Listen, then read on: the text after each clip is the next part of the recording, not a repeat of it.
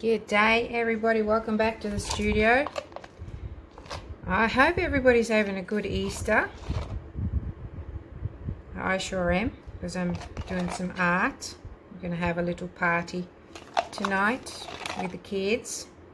So that's just nice to relax and just enjoy the company and enjoy the music and all that good stuff. So anyway, before that happens, I'm just gonna play a little bit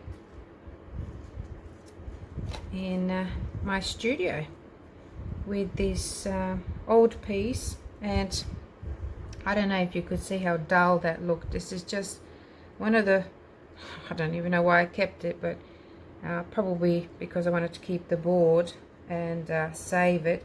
One of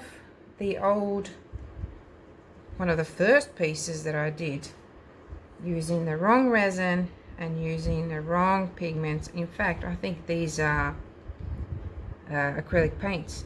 So within a year definitely, but within a few months all the colors dull down and the white turns to a horrible sort of off-whitish yellow color. So not good. So I thought might as well try and repair it, which I'm sure I will. Anything will be better than what I have here now.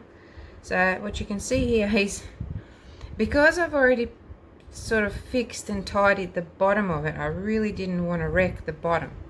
So instead of putting the tape around it, which wouldn't stick to the felt underneath there anyway, I just used some clay and just built a wall.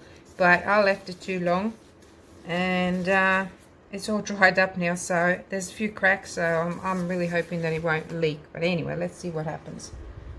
I had a few ideas about what to do with this piece, but I don't know, I keep changing my mind. So I'm just going to go with the flow, I think, and just I'm just going to shut up now and just let it all happen all by itself, and then probably do a little audio for you after. So enjoy. Okay, so the colors that I've chosen for this piece are quite earthy, and just applying them in like a curved fashion. So I've got a pigment powder, golden sage. I've got the angel white epoxy paste. Then I've got the chocolate gold powder pigment and some bright gold powder pigment as well. And I'm just going along with those and doing those stripe like flicks. Yeah, they really do amazing things in resin, and I'm not manipulating a lot here, so just adding a little bit more white to make up for that space that needs covering, and using my torch just a little bit, not too much.